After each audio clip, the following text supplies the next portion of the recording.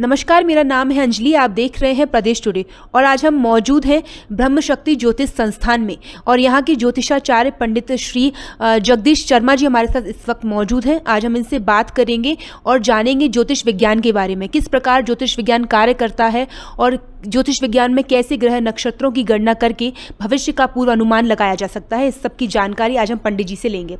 बहुत बहुत स्वागत है पंडित जी आपका हमारे साथ जुड़ने के लिए। सबसे पहले पंडित जी, मेरा प्रश्न आपसे ये है कि आपकी जो जर्नी रही है, कहाँ से आपने अपनी शिक्षा ग्रहण की और कितने समय से आप इस पेशे में कार्यरत हैं? देखिए, मेरी शिक्षा दीक्षा जो है ओमकारेश्वर विश्वविद्यापीठ से हुई है। वहाँ से मैंने ज्योतिषाचार्य की डिग्री प्राप्त की और इसके उपरांत भोपाल को मैंने ज्योतिष के क्षेत्र के लिए चुना है और लगभग मेरे को 21 वर्ष हो गए इस क्षेत्र में। तो मैं जहाँ तक देखता हूँ ज्योतिष के क्षेत्र में आजकल युवा वर्ग भी बड़ा उत्साह से इसमें सम्मिलित हो रहा है और उनको भी जिज्ञासा रहती है कि हमारी पढ़ाई लिखाई, हमारा कैरियर कैसा रहेगा। आते हैं लोग, उनको मैं बताता हूँ तो कहीं ना कहीं ग्रह नक्षत्रों का मानव जीवन के ऊपर प्रभाव पड़ता है और वो प्रभाव से जो है कहीं ना कहीं हम विचलित भी होते हैं। जैसे मान के चलिए कि आपका सूर्य गड़बड़ है, सूर्य खराब है, तो सूर्य जब खराब रहेगा तो आपका मान सम्मान में दिक्कत आएगी, आपको पढ़ाई में दिक्कत आएगी, कहीं ना कहीं जो है आप बेचैन रहेंगे। चंद्रमा आपका खराब होगा, आपको बेचैनी रहेगी, आप विचलित रहेंगे, आपका मन प्रसन्न नहीं रहेगा।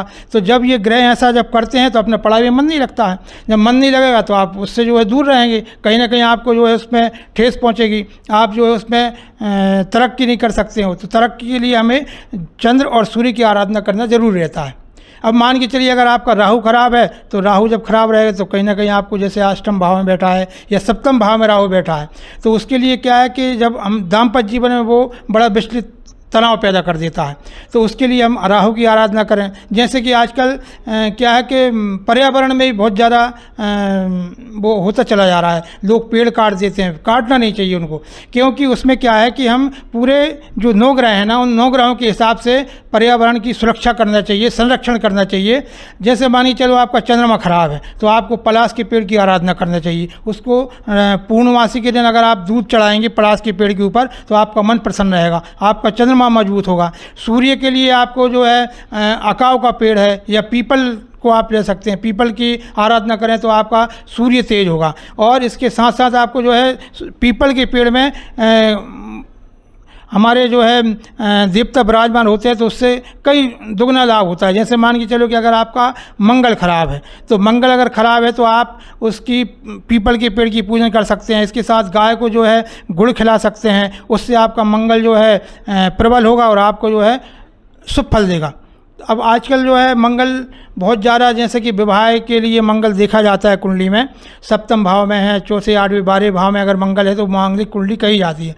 परंतु ऐसा नहीं होता है। मंगल तो उस भाव में बैठा है मगर उसके ऊपर कौन से ग्रह की दृष्टि है। अगर शुभ ग्रह की दृष्टि है, मान के चलो गुरु की दृष्टि मंगल के ऊपर पड़ रही है, तो मंगल वो शुभ फल देने लायक होगा, वो जो है दाम्पत्य जीवन में आपका मजबूत करेगा। अगर सामने वाले की कुंडली में अगर मंगल है और दूसरे की कुंडली में उसी भाव में राहु बैठा है या शनि बैठा है तो मांगलिक दोष खत्म हो जाता है। तो मांगलिक दोष से आजकल डरने की बात नहीं है, क्योंकि मंगल तो जो है मंगल ही करता है।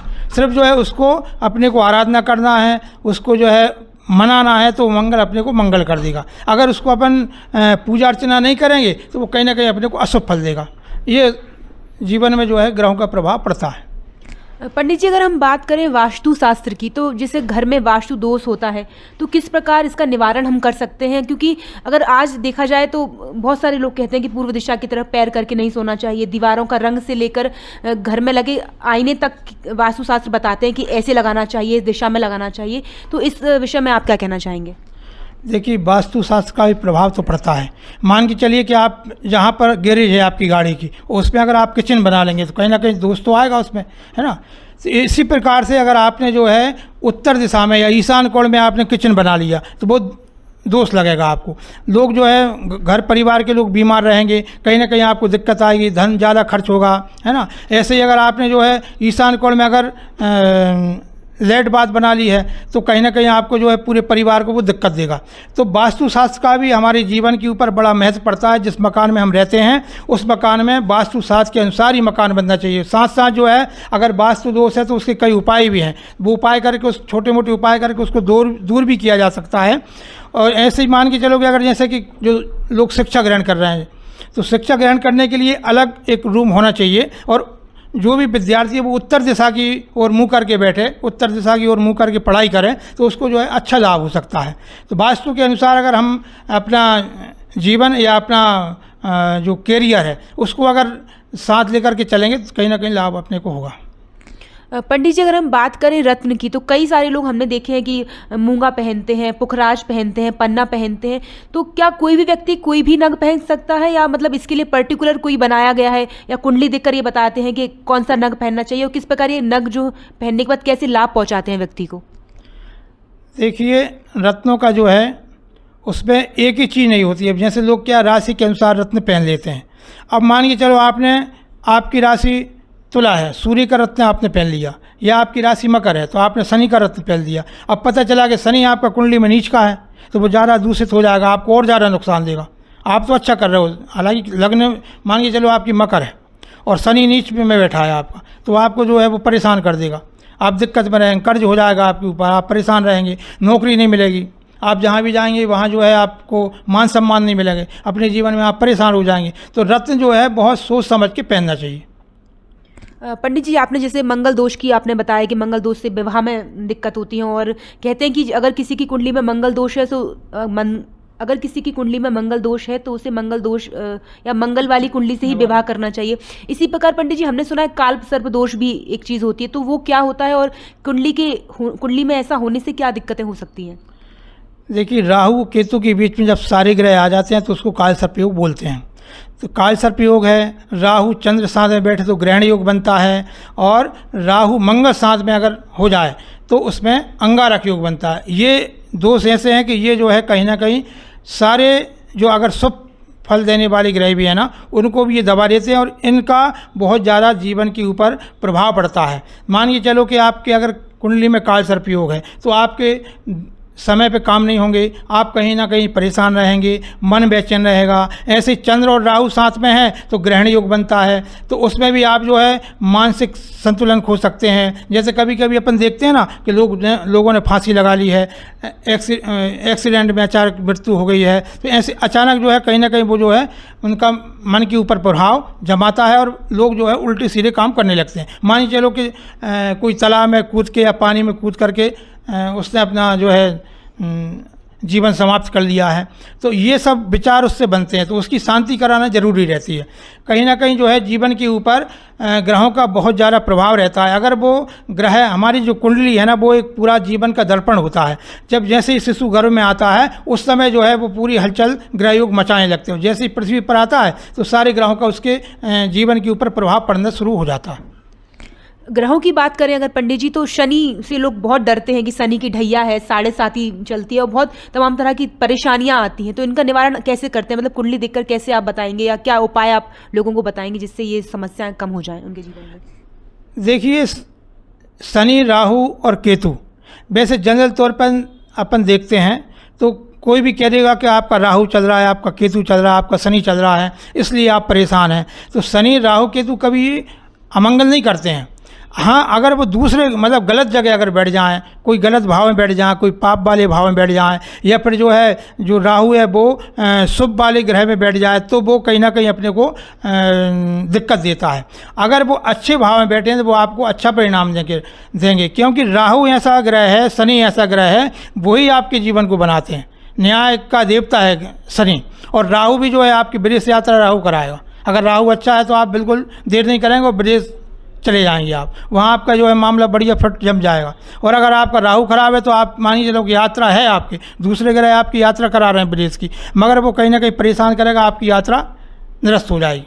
तो ऐसे ही जो है कहीं ना कहीं हमारे जीवन के ऊपर राहु, शनि और केतु का प्रभाव तो पड़ता है, मगर उनको मनाने के लिए, उनको प्रसन्न करने के लिए हमें कुछ उपाय भी करना चाहिए। जैसे मान के चलो शनि आपका खराब है तो भगवान शनिदेव की आराधना करें, है ना। शनिवार के दिन जो है उनको तेल चढ़ाएं। तो तेल भी क्या है कि लोग जाके तुरंत वहाँ चढ़ा देते हैं। तो तेल अगर अपने को चढ़ाना तो संकल्प करके उसका और फिर जो है चढ़ाएं तो वो ज़्यादा फल लाभकारी होता है। किसी भी देवता के अपन पूजन करें तो बगैर संकल्प के नहीं करना चाहिए।